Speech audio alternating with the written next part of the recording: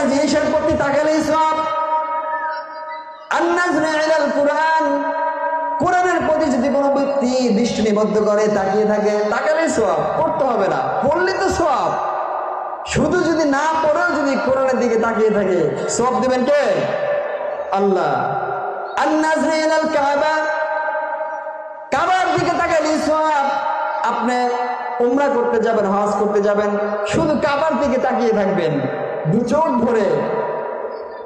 চোখ ভরে অন্তর জুড়ে যাবে, কাবার দিকে তাকিয়ে থাকবেন, সওয়াব দেবে কে? আল্লাহ।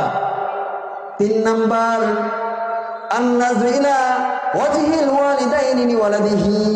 3 নাম্বার হচ্ছে পিতা মাতা, দুজনের কথা বলা যায়, পিতা মাতার মুখের দিকে তাকালেই সওয়াব দিবেন কে? আরেক হাদিসের মধ্যে আসছে শুধু সওয়াব নয়, পিতা মাতার চেহারার দিকে যদি কোনো ব্যক্তি নেক্সট সূরাতে ভালোবাসা অন্তরে রেখে পিতা মাতার মুখের দিকে তাকিয়ে থাকে, কাবা শরীফে গিয়ে যদি হজ করলে আল্লাহ রাব্বুল আলামিন যে হজ কবুল করে নেবেন, সেই হজের সওয়াব দিবেন কে? আল্লাহ। চিন্তা করা যায়, সেই পিতা মাতাকে যদি আমরা কষ্ট দেই, ওর মতো হতভাগা, ওর মতো কপাল পোড়া জমিনের মধ্যে একটাও নাই, ঠিক কিনা?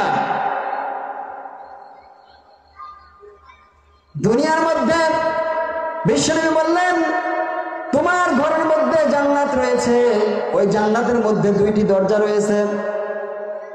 একটা দরজার নাম হলো আল-আব, দ্বিতীয় নাম্বার দরজার নাম হলো আলুম। একটা দরজার নাম হলো বাবা, আর একটা দরজার নাম হলো মা।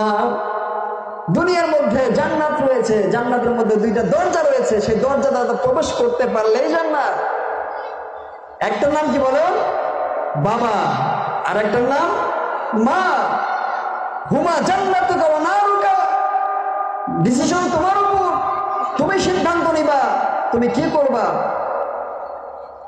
তোমার পিতামাতা তোমার জন্য হয়তো জান্নাত অথবা জাহান্নাম, সিদ্ধান্ত তোমার উপরে।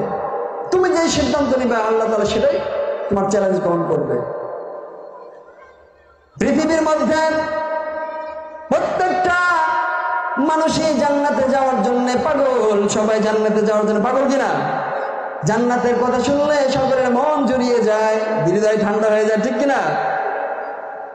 প্রত্যেকটা পিতা মাতার পায়ের তলার নিচে জুতা, জুতার নিচে মাটি, আর প্রত্যেকটা মায়ের পায়ের নিচে হলো 8টি জান্নাত। সুবহানাল্লাহ বলবেন না? জান্নাত। আচ্ছা, এই সারা পৃথিবীকে আমরা যদি বিক্রি করে দেই, জান্নাতের একটা চেয়ার কিনা যাবে? সারা পৃথিবীকে যদি 1000 বার বিক্রি করি, সেই টাকা দিয়ে জান্নাতের একটা চেয়ারের পায়া কিনা যাবে? অথচ সেই মায়ের পায়ের নিচে 8টি জান্নাত, তাহলে আল্লাহ তাআলার কাছে সেই মায়ের দাম কত? সুবহানাল্লাহ, সেই মায়ের দাম কত? আল্লাহ রাব্বুল আলামিন কত সম্মান আল্লাহ পিতামাতাকে দিয়েছে।